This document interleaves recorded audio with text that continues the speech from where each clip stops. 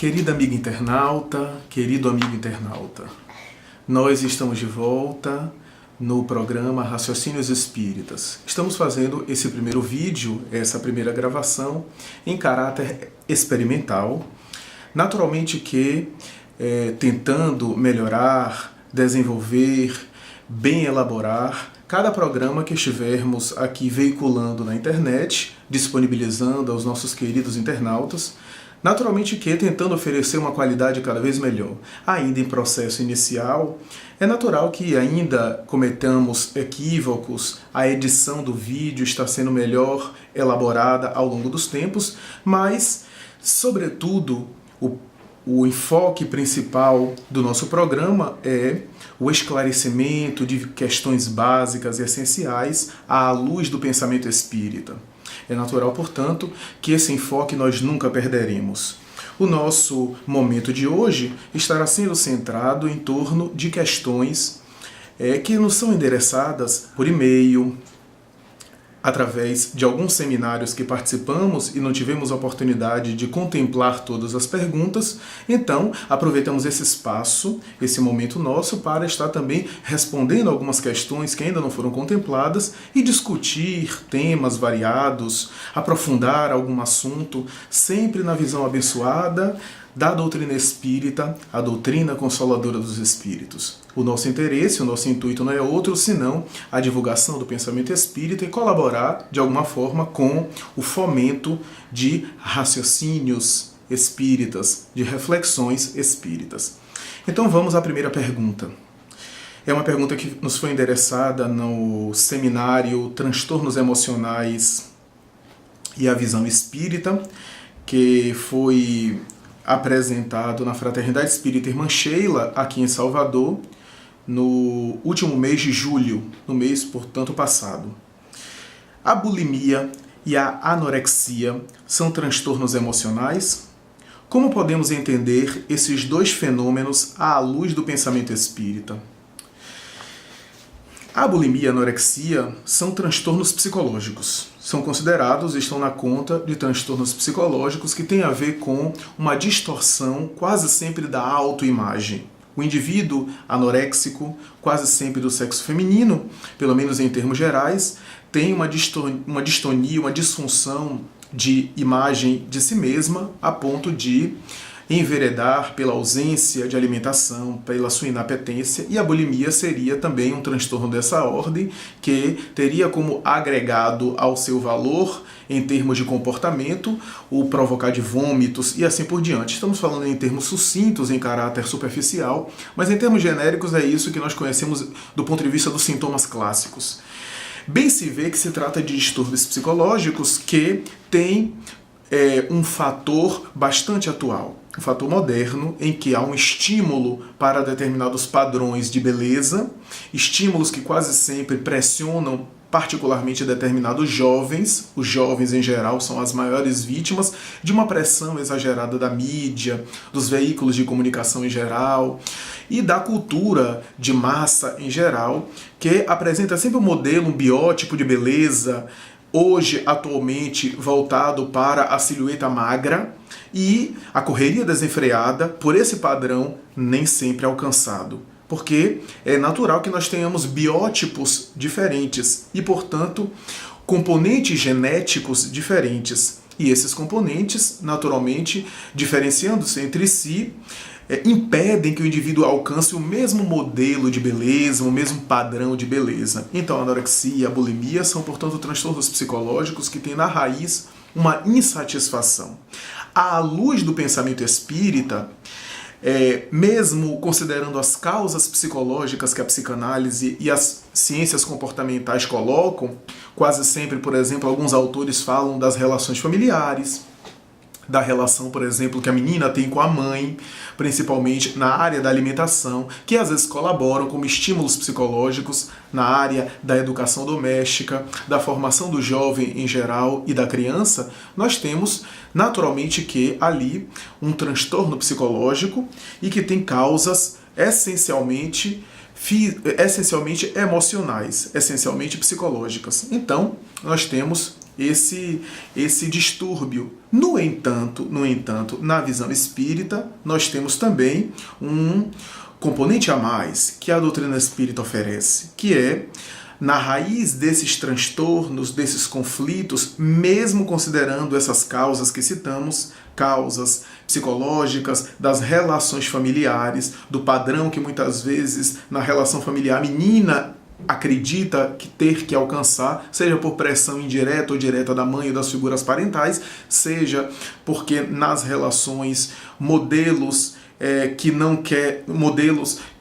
a menina ou o menino vê nos pais e que ele não quer repetir em termos de silhueta, no caso, quando os pais têm um padrão físico, uma configuração física de um peso, de um sobrepeso, ou então uma pressão para alcançar determinado tipo de padrão na magreza, nós temos aí um distúrbio psicológico muito sério. Mas esses são fatores explicados pelas ciências psicológicas acadêmicas da Terra. À luz do pensamento espírita, na raiz, existe sempre um espírito insatisfeito com a conduta anterior, que dorme no seu inconsciente, e essa insatisfação acaba desbordando na vida atual através de uma busca de uma perfeição.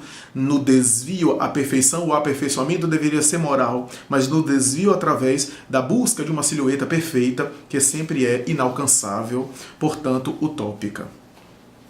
Segunda pergunta. Eu li em um livro espírita que a pessoa não deve se desfazer das coisas materiais do ente querido que já desencarnou, porque isso o afetaria, fazendo-o sofrer na vida espiritual. Essa pergunta é feita por uma internauta que frequenta a Fraternidade Espírita Irmã Sheila, um grupo de estudo. Isso procede, cara amiga? Em verdade, isso não tem muito fundamento.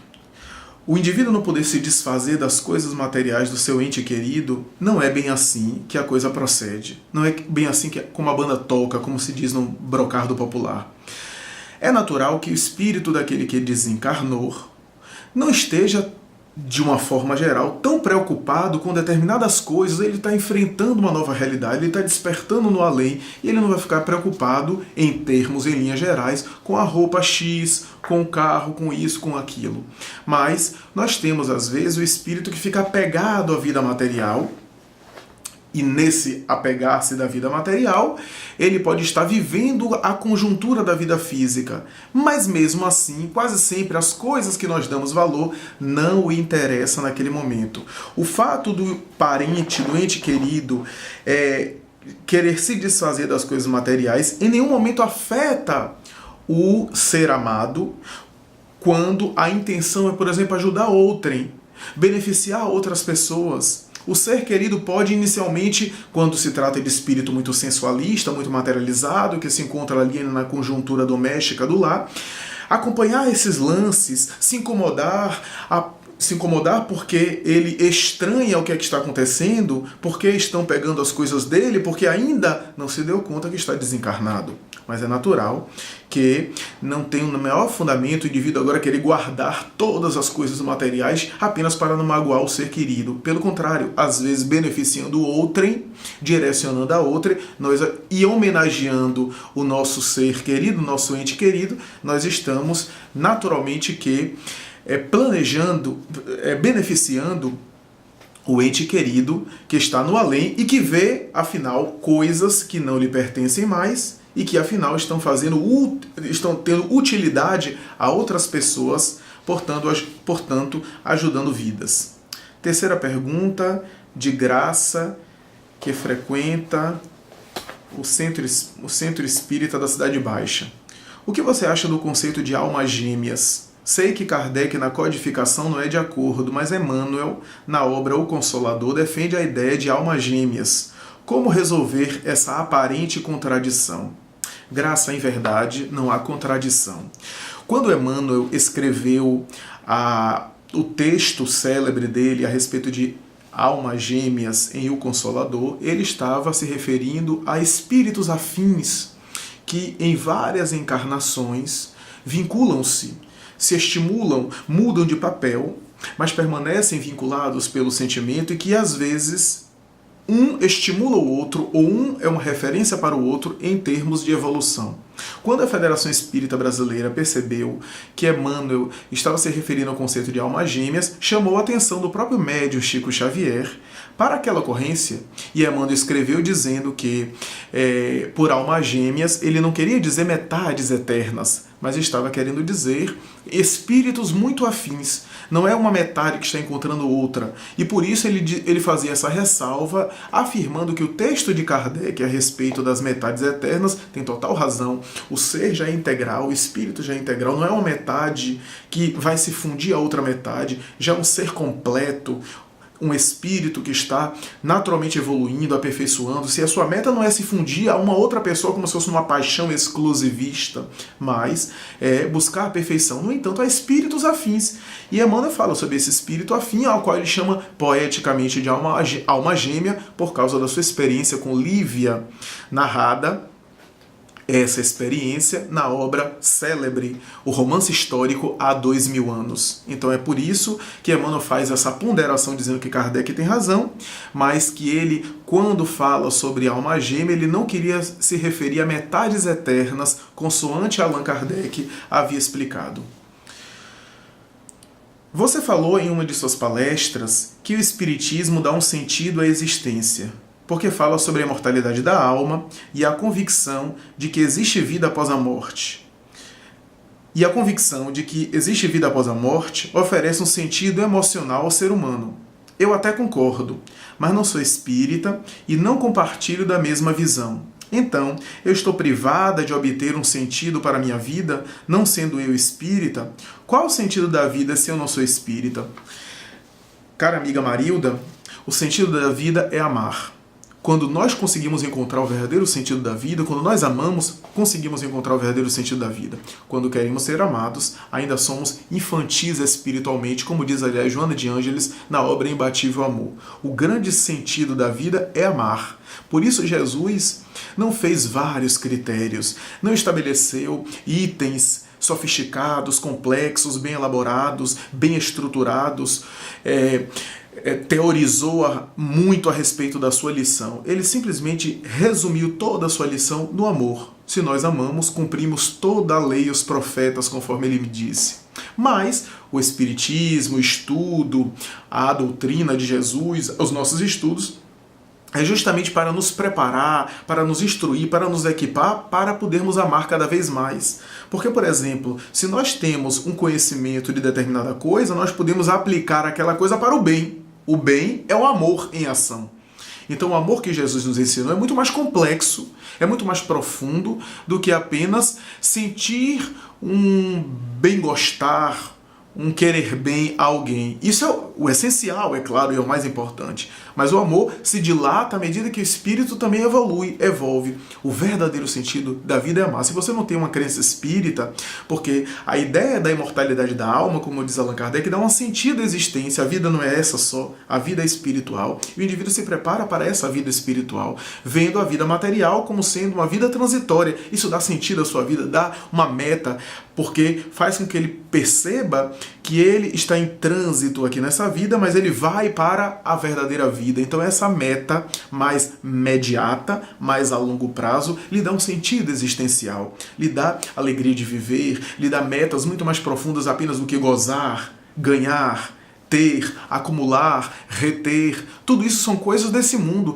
mas que não preenchem totalmente. O Espiritismo, com a visão da imortalidade da alma, dilata essa ideia, porque nos faz, inclusive, nos preparar para a vida espiritual. Quando os espíritos, por Allan Kardec, se comunicaram, particularmente em O Céu e o Inferno, vieram dizer-nos como é importante o conceito da imortalidade, porque alguns chegaram a dizer a Kardec, se eu tivesse a visão da imortalidade enquanto estava no mundo, teria talvez me comportado de forma diferente, teria agido de maneira diferente, teria feito bem, não teria dado tanta importância a algumas coisas. Então, a visão da imortalidade, do depoimento dos espíritos, é para nos dizer que, se nós nos conduzirmos com um determinado padrão de comportamento aqui na Terra, teremos assegurada a nossa felicidade depois.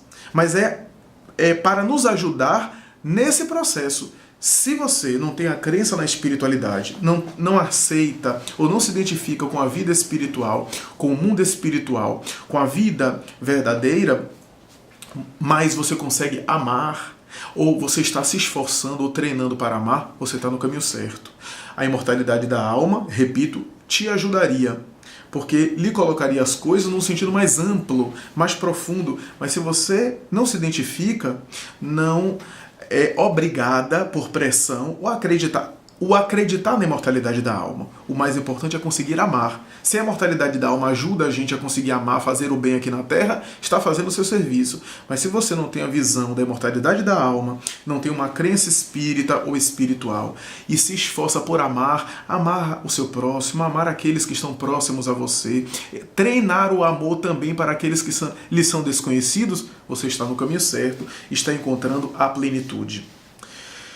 Quinta pergunta. Fale um pouco sobre a perda ou a suspensão da mediunidade. Em verdade, quando Allan Kardec examina essa questão, chega-se à conclusão no capítulo do Livro dos Médiuns que o indivíduo não necessariamente perde a mediunidade.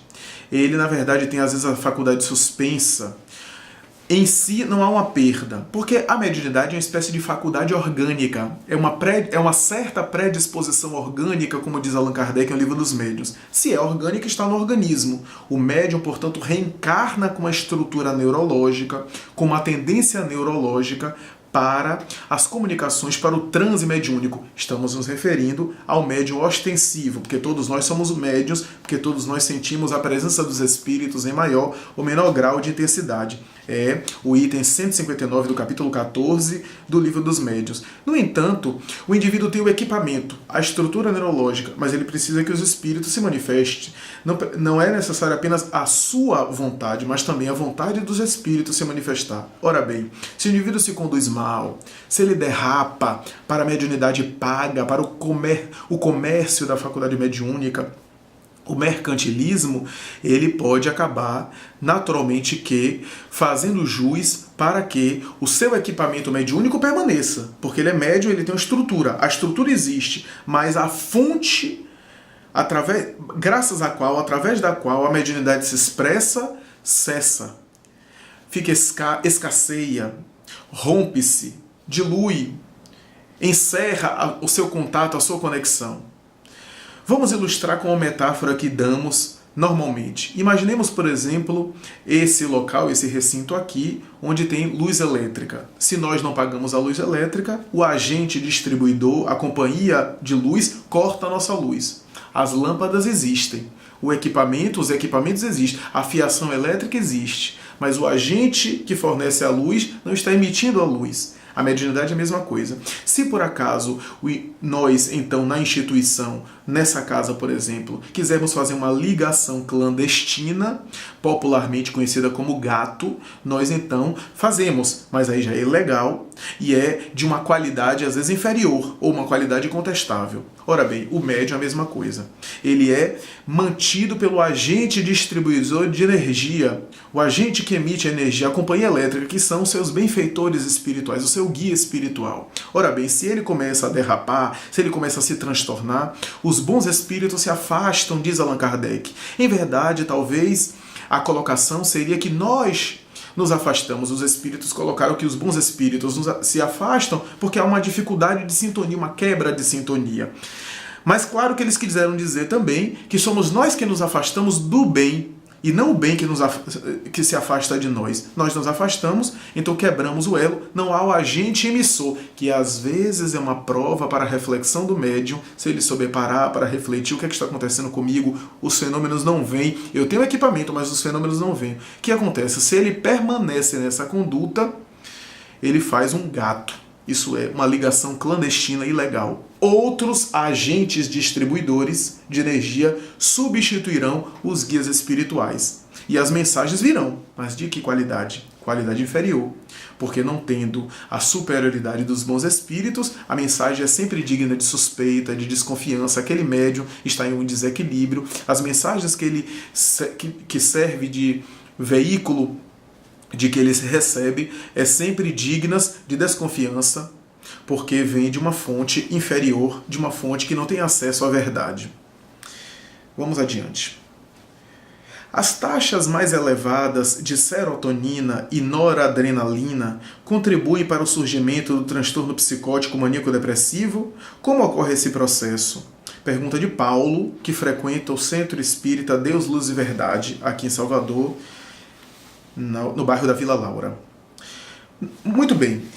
Os neurotransmissores, do ponto de vista físico, têm sempre influência nos transtornos psíquicos, particularmente nos transtornos psicóticos mais graves. Sempre há uma relação entre esses transtornos e uma bioquímica cerebral. Por exemplo, a dopamina. As altas taxas de dopamina, segundo os especialistas da neurologia, normalmente geram ou contribuem para o desencadear de uma esquizofrenia. E a escassez da dopamina, ou seja, a mesma substância, geraria o mal de Parkinson. Então há uma quantidade no indivíduo que está saudável, no indivíduo que está na normalidade, uma quantidade ideal. A escassez ou a abundância, ou abundância, isso é, a falta ou excesso, o excesso no caso da esquizofrenia, o excesso de dopamina, e a falta, a carência, o mal de Parkinson. Então vemos aí a associação com a dopamina. No transtorno psicótico maníaco-depressivo, hoje conhecido como transtorno bipolar ou afetivo bipolar, nós temos a associação de noradrenalina, de serotonina, da própria dopamina e alguns hormônios, inclusive no testosterona, e alguns hormônios que estariam contribuindo para o desencadear. É uma rede complexa de vários elementos, de várias substâncias. Mas, sem dúvida, a noradrenalina e a serotonina são substâncias que, do ponto de vista da bioquímica do cérebro, estariam em associação com o transtorno bipolar, mas que variariam de quantidade, de incidência, a depender do episódio em que o indivíduo no transtorno bipolar ou psicótico maníaco-depressivo está vivendo. Nos episódios depressivos, nós temos, por exemplo, quase sempre uma escassez de serotonina em determinadas áreas, diferentemente dos episódios eufóricos, chamados maníacos, daí do mania, psicótico maníaco-depressivo, então, que hoje é transtorno bipolar. Então, depende também dos episódios do momento. Mas essa é a causa, do ponto de vista químico, neurológico. É a causa material. Mas a causa material é efeito. Qual é a causa desta causa? É o espírito. O espírito endividado que, antes de reencarnar, imprimiu na elaboração do zigoto que estava em formação, do feto que estava em desenvolvimento, a célula sexual feminina que foi fecundada, portanto, célula ovo, e ali ele imprime, portanto, as suas impressões das reencarnações anteriores e a necessidade, graças ao seu perispírito, de evoluir através de um corpo compatível com as suas necessidades. Então, a depender dos seus atos, ele vem e imprime determinadas carências, determinadas alterações por necessidade evolutiva, necessidade de crescimento, através de determinadas experiências emocionais, como é o caso do transtorno afetivo bipolar. Então, a causa real é sempre o espírito imortal, que, através do corpo, expressa as suas necessidades evolutivas. E mais uma pergunta do nosso amigo: conceitue o transtorno psicótico maníaco-depressivo. O transtorno psicótico maníaco-depressivo, ou bipolar, é isso. É um transtorno de humor que varia em episódios maníacos ou eufóricos e episódios depressivos. Nos episódios maníacos, o indivíduo fica eufórico, acelerado, fala, tem às vezes delírios, ideias de grandeza, tem manifestações muito exaltadas, alguns são portadores de desinibição sexual, de liberação, de aceleração do pensamento, de muita ansiedade, não consegue concentrar em nada, fica verborrágico, logorreico, o discurso é muito volumoso, mas vazio de conteúdo, o indivíduo fica muito exaltado, insone, dorme pouco, se sente muito bem, eufórico, não percebe que está também diante de um transtorno muito difícil, e logo depois ele cai na depressão, que são sintomas clássicos da depressão. É, portanto, um transtorno muito sério, que exige tratamento especializado. E por fim, como você conceituaria o termo parasitose espiritual? O termo parasitose espiritual vem de alguns especialistas da psicologia, principalmente das áreas da psicologia transpessoal, que identificaram nos laboratórios, na pesquisa acadêmica sofisticada, a ideia da parasitose espiritual, que é uma personalidade parasita que interfere psiquicamente e ou fisicamente no mundo das criaturas humanas. É, portanto, uma um fator desencadeador de problemas emocionais e físicos. É, portanto, também um fator psicogênico que geraria transtornos muito sérios a depender dos casos. Eles, portanto, detectaram essa ideia que seria uma personalidade parasita que intrometeria, que se envolveria no psiquismo humano. É, portanto, algo que a doutrina espírita já fala, já aborda desde o século XIX, porque a psicologia chegou na segunda metade do século XX. Ou melhor, a psicologia transpessoal chegou a partir da segunda metade do século XX com essas descobertas, com essas resoluções, com essas constatações. Mas a doutrina espírita, desde 1857, já fala da interferência dos espíritos em nossas vidas. E Allan Kardec vai examinar esse mesmo fenômeno, ao qual ele deu o nome de obsessão. No capítulo 23 do Livro dos Médiuns, Allan Kardec examina a obsessão como sendo uma patologia de ordem mediúnica. A obsessão é essa manifestação patológica em que o espírito tenta naturalmente tomar por constrangimento em domínio a mente de uma criatura encarnada, através de uma dominação sem jaça, de uma dominação de posse. Sempre na obsessão há um agente dominador e um agente que se faz dominado, que se deixa dominar, que autoriza a dominação. A obsessão, portanto, merece inclusive um estudo especial, que mais adiante nós estaremos nos debruçando sobre ela, examinando as suas causas, as suas consequências, tentando estudá-la em profundidade aqui no nosso programa Raciocínios Espíritas. Então, a parasitose espiritual, que alguns autores usam, inclusive o notável espírito Manuel Filomeno de Miranda, através do médium Divaldo Franco, Viana de Carvalho utiliza em alguns momentos, e Joana de Ângeles, na obra Dias Gloriosos, tem um capítulo que ela dedica a essa pandemia, essa epidemia, e ela utiliza também o termo parasitose espiritual. Trata-se do mesmo fenômeno que Allan Kardec chamou de obsessão, que são, portanto, interferências de espíritos desencarnados na vida humana, gerando perturbações, gerando conflitos, porque na obsessão sempre há um desejo de dominar. Kardec, no capítulo 23 do Livro dos Médiuns, a que nos referimos, diz, ipsilíteris, que define-se a obsessão a um certo predomínio que uma entidade desencarnada exerce sobre um ser humano, causando, portanto, um dos maiores flagelos da humanidade e, diz ele ainda no mesmo capítulo, um dos maiores obstáculos à mediunidade, ao exercício da mediunidade séria, da mediunidade dedicada, da dedicação mediúnica, principalmente na mediunidade com Jesus. Caros amigos, ficamos por aqui hoje. Respondemos algumas perguntas dos nossos queridos amigos internautas. Fazemos novamente o nosso pedido, reforçamos o nosso pedido dizendo: faça a sua pergunta, emita a sua opinião, escreva para o nosso e-mail raciocinioespiritas@gmail.com. Visite a página que foi dedicada graças à colaboração de um dos nossos colaboradores, um dos nossos companheiros, que elaborou uma página do Facebook para que as pessoas possam seguir também, mas principalmente esse canal do YouTube, onde nós estaremos enviando periodicamente vídeos. Esse é o nosso primeiro programa Raciocínios Espíritas, a nossa primeira experiência, e tentaremos, ao longo dos tempos, melhorar cada vez mais. Espero que o amigo que está nos assistindo de casa, do seu computador, do local onde se encontre, tenha gostado, haja gostado, usufruído desse momento rápido, bem se vê, de discussão, de reflexão sobre algum assunto. Emita também a sua sugestão. Envie e-mail para nós sugerindo algum tema que não foi abordado, algum assunto do seu interesse, e teremos o maior prazer de discutir aqui com vocês. Até a próxima, Deus o abençoe, e até a próxima, se Deus quiser.